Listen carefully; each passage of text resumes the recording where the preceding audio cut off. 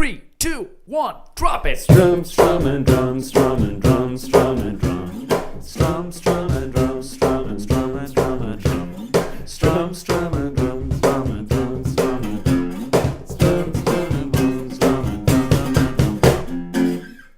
Alright, how's everyone doing? Welcome along to another episode of Strum and Drum with me, Dave Donoghue, and Me, Éimhin, Cradock. Okay, Ave, what are we talking about today? Today we're talking about a kind of a new, what would you call it, direction that music took on the internet this week, involving the artist Marshmello on the absolutely undeniable success that is Fortnite. Yeah, man, it was crazy. So, I said I wouldn't tell you until we were rolling, right? Cool. So, the crack was, in the last week, 5 students have come to me and they wanted to learn a Marshmello song. And usually if a new song comes out, I'm like, well, yeah, cool, it's obviously in the charts. But in the last week, five students came and they wanted to learn one Marshmello song. And when I YouTubed it, it turned out it was 2 years old. And I was like, what's up here?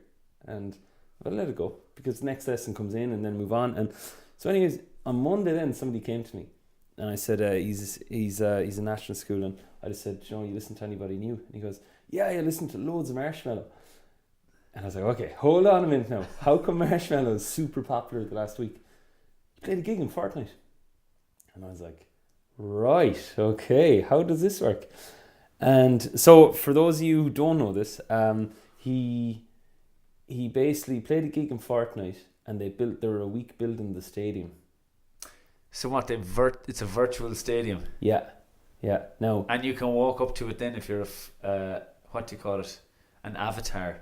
Exactly. An avatar of yourself walks in. I did software in college. I know you can just drag and drop a stadium into Fortnite, I think. But it's way cooler. Nobody told Marshmello that. yeah, it builds anticipation. But what happened was they're a week building it, and then the concert took place. And now I'm missing loads of info here about other natures of it, but so let's say Marshmello, best case scenario, he'd get the attention of maybe 80,000 people to come to Croke Park. That's the biggest place he could play in Ireland in a sense. Oh yeah, I mean, and logistically, concerts anything over 100,000 are logistically pretty much impossible anymore. Anyway. Yeah, so that'll be your absolute upper limit. Yeah, like chip vans, toilets. Like he played to 10 million users who had their own toilets and their own food. so anyways, the story was in the last week 5 students, and that's only my student base. I'm pretty sure other guitar teachers got this. And things like that. So it's definitely a sign things are changing.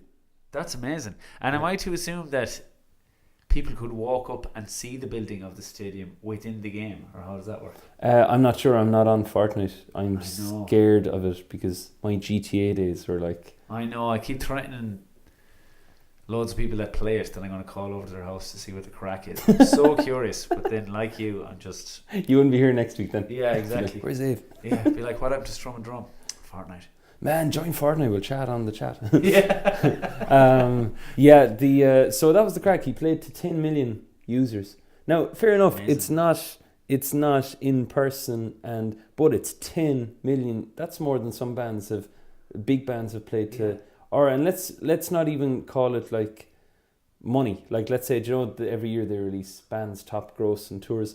Yeah. He got their attention, and now they're probably looking up his videos probably spiked, ad revenue, merch, things like that. I wonder, did you have to pay for the game with V-Bucks to get in? No, 10 million wouldn't have. Class. Sorry lads, 10 V-Bucks. Ticketmaster come in the middle. Hey, what's going on here? We want your cut. So the crack was they had that and 10 million, and it lasted. Here's the best bit. Because in my head I went, how many would wait there for a full hour-long concert in the game? But it was a 10-minute concert. Do you know? Oh man, it's unreal, isn't it? Which makes perfect sense because that's about the attention you'd get off that age group. Oh my god.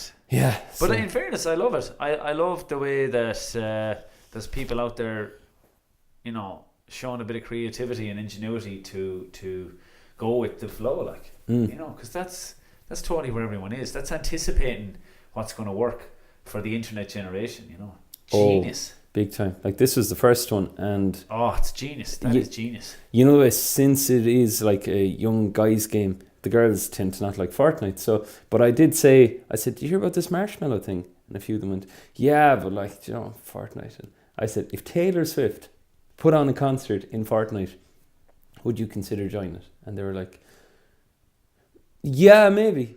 Oh my God. That's now fair enough. They all might join and leave, but Yeah. But it reminds me of have you seen that film movie Ready Player One? No, I haven't seen that yet. Man, that is the closest. It talks about how like more people just leave the real world here and go into the virtual world. Yeah.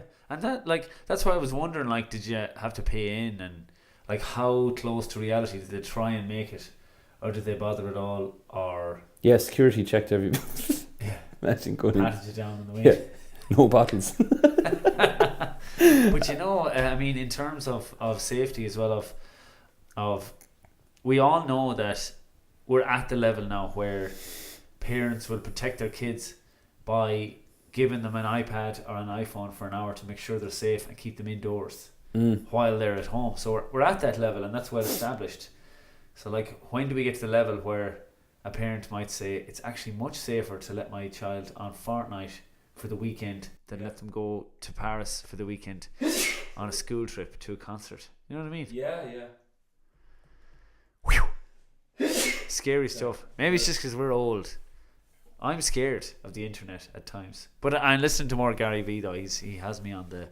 I'm amazed. That kind of, frankly, it scared me slightly.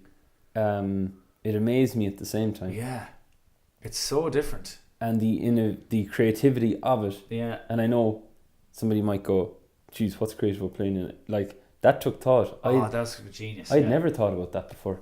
It's genius. Like, could you imagine back in the day if in GTA we could call into this club and hear, let's say, I'm going to say Van Halen for myself, for Guns N' Roses play. Yeah. And it might be the actual Guns N' Roses playing the music and the real Axl Rose talking at that time. Yeah.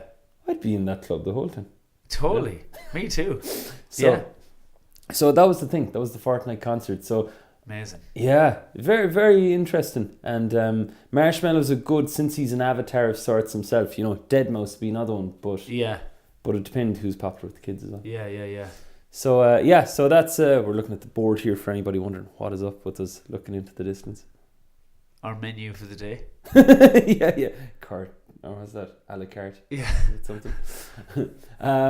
So that was the Fortnite concert, and that is, we're saying, that kind of segues into things are changing. Yeah. We've kind of done 2 and 3 there as we've been chatting. That all the platforms are changing, and that things are changing a lot for musicians and the old. Excuse me. Live on here. I'll leave that. You know, the old guard as well and truly changed. But it's funny then, because you still do have the festivals that exist, and I think every person who's young and grown up still looks forward to their first festival. I think so. And still looks forward to go and see the bands, but it's just now that Marshmello has got his little niche there. Yeah. He now can command probably more leverage from the festivals and all that through the digital world. So maybe it's a case where you just have to get famous in the digital world first now before you can go and do a festival. Maybe he's going to be super let down next time he plays to like 80,000 people and go, oh, it's only 80,000. Yeah. But yeah, the digital era, like I was looking back lately on a TuneCore service what I used years ago. Yeah. Like when we had albums up on it. And like back then it was all about putting stuff up on iTunes and this and that, and Spotify was only starting. And it's crazy the way things have changed. Yeah. Like attention really, I feel, is the new commodity of sorts. Yeah, exactly. If you can make people log on, that is the new commodity. You're right. And then we were just going to talk about our experience back in the day ourselves. We were very slow to hop onto the internet thing. But I mean, a lot of bands were. It just wasn't the done thing, really. The big thing back in our day was Taxi. Remember that? Oh, I forgot about Taxi, yeah. Oh my God, seems so weird now. Where you would send your music to Taxi, and they would send on your music to producers and stuff like that. Producers and record labels. Not sure if it was a scam, but Taxi, if you're out there, seemed like a bit of a scam. I wonder how many people got famous off the back of Taxi. Get a big thread of comments. So I did. Maybe we're wrong. Hopefully we're wrong. Who are you? No one's even ever heard of you anyway. So yeah, just we were just chatting there about our own experiences with the two bands we were in, Snatches and EDFT, and how we tried so hard to get gigs. And I suppose we try and get them in prestigious venues. Well, that was and this is only our perception of it. Now, it does seem like it was the perception of it, to get in the main venues around Ireland in our country, and then that would look good on your CV. Yeah. Now, the catch of it was you'd be playing to, well, no, when I say you, I mean we. We'd be playing to like maybe 8-10 people. Now, looking back on it, I remember doing up posters. And hindsight is... do you ever see that South Park episode with Captain Hindsight? He's like this superhero and his superpower is hindsight. So he'd always look back on things and go, oh, this would have been the best thing to do.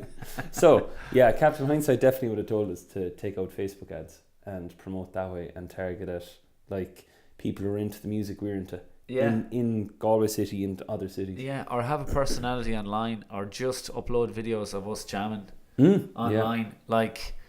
To all the young bands, I suppose we'll wrap it up by giving a bit of advice to every young band out there. I mean, you're probably all over it anyway, but the only way anymore is to expose yourself and to become known on the internet and become a personality on the internet. That's what I feel. I feel, songs can transcend, let's say, things that a song can transcend genres and transcend people on platforms and things, but I think some people gravitate towards music when they know who's creating it. Yeah. Like, the rock star. Yeah, like I remember like years ago we used to have to like read books and Google and do all that sort of stuff to try and get to know our favourite bands. And now for a lot of people it's bands creating content online, and their fans feel like they know them, they connect with their fans. That's a big thing. And then the sites like would say Patreon or monthly Kickstarters. So the way to go. Absolutely. So rather than the big take anyway at the moment is going around playing the best venues in Ireland or England or wherever you're from, the States, is no good if the venues are empty. Yeah, and most people's heads are like, it's crazy anymore watching, like, traffic lights. If you see people stop to traffic lights, just look in the windows, and no, not up to the window like this, but like as you're walking by. But the amount of heads down like this, I know, it's crazy. Yeah. Did you hear about that app that came out? I think Brezzy teamed up with, I don't know what insurance company or who it was, but it can detect if you don't lift your phone in the car. Yeah. And it gives you face a reward down point. Or something. Great idea. Face it down, I think. Yeah. Yeah. Good plan. Good one for gigs, actually. Oh yeah. We'll edit that out. We'll edit this. we'll make the app. No, but do you know, like, but bands are doing that too, though, and comedians big time, where people have to bag their phones going into gigs. Yeah. So can't see the point of it myself, really. Really? Oh yeah. I mean, it's just the whole Gary Vee concept of the internet is the world now, and the world is the internet, and I'd see this is my collaboration type thing coming out, going, well, I see everybody being allowed it for one song, and then out with it, like, looking back at the old days when everyone's like jumping up and down, going mad, and nowadays it's just like, I know, it's bonkers, but it's yin yang. It's like, for all the people I've been behind at gigs that I've had to watch some of the gig and a little bright up thumbnail, and I'm like, why are they videoing like 7 songs in a row here? I've gone online at other times and somebody actually did a good job of videoing 7 songs in a row, and I've watched it on YouTube. So yeah. It all balances out. Yeah. But that kind of wraps it up. Like, we'll probably go into more again on our own experience with bands. But definitely Spotify, YouTube, like, definitely uploading, and it's easier than ever. Like, now, back years ago when we were in bands, it would have taken about 2 nights to upload a video. Oh God, yeah. And the gear as well. Rendering. Yeah. Just the whirring thing. What a pain in the neck. But just that's what caused us to talk about that today with the Marshmello concert. Yeah, and just as well, a word of caution to, if you are putting yourself out there as a YouTuber or on Instagram or any of that stuff, Obviously, you can't set your account to private because that's not going to work well in terms of building up an audience.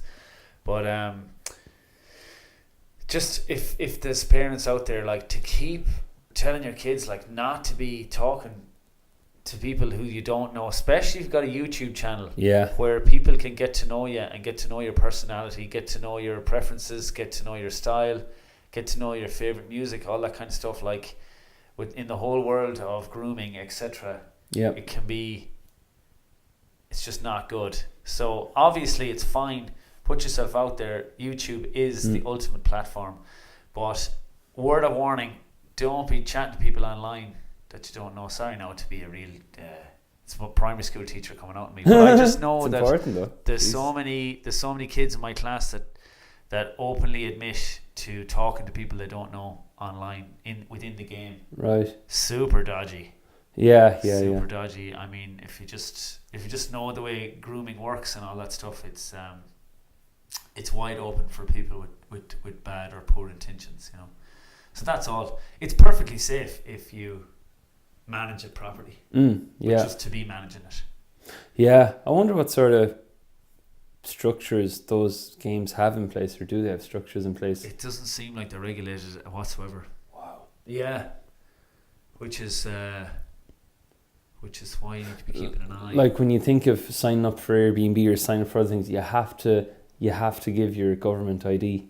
Like, you know, if somebody did that and then they had an algorithm in it so that, like, let's say you're playing it, but you can only chat with people with, say, 13 above, or 25, 20 above, 25, whatever and above.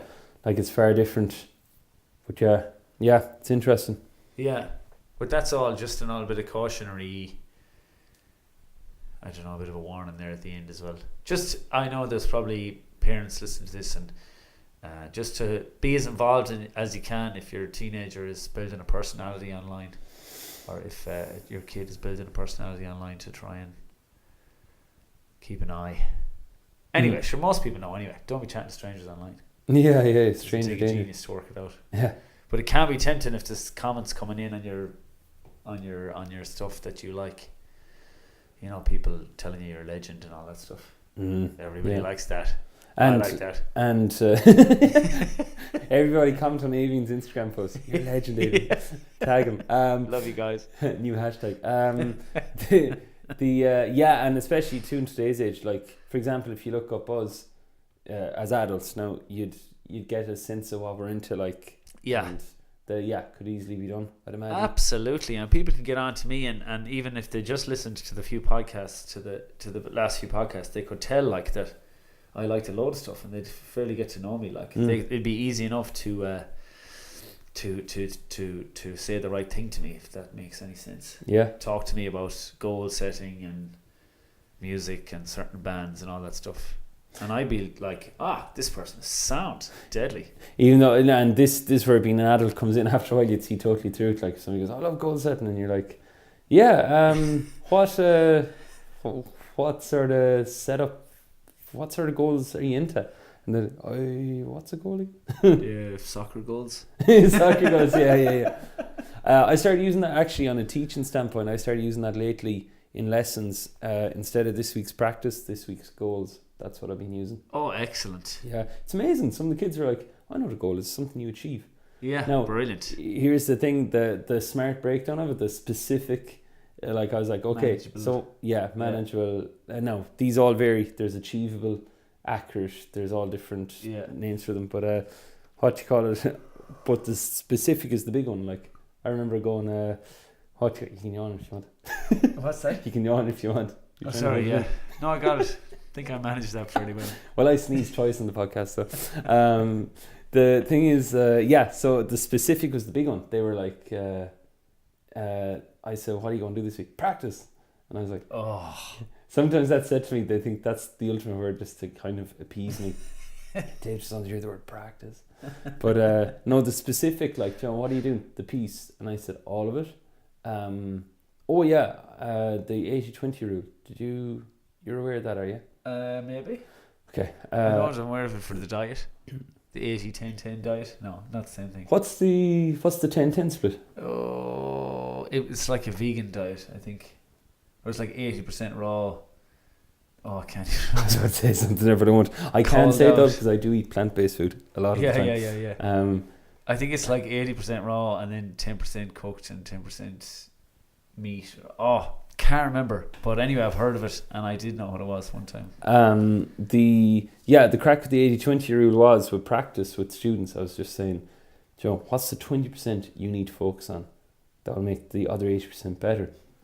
So as easy as we'd say somebody going G, C, E minor, D, if they're not getting their G and they're doing C like this and the E minor D's all there, like I'd be like, that's the only thing you need to work on. If you don't touch the other chords this week and just work on that 20% of it, the whole thing works now.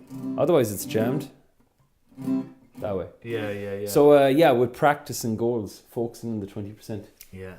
Definitely. Legend. Anyway, we better call it an afternoon, a morning even. A morning or a night, whenever you're listening to this. Yeah. No, let's sign off. Cool. Thanks really for watching. Any feedback on the video on this, let us know. This is our first time videoing this with the camcorder. Yeah. For those of you watching, for those of you listening on the podcast app, this is going to be up on YouTube this week. So excellent. Check it out. We'll link it in the description below. Yeah. And comments and feedback, always appreciated. If ever you want us to run a special on any topic, we'd be more than happy to do so. Yeah, 100%. Well, apart from sheet reading music, that might be a long episode for me. Exactly, or any kind of weird stuff. We'll see what you come up with. Yeah, thanks really for watching and we'll catch you very soon. Alright, see you later.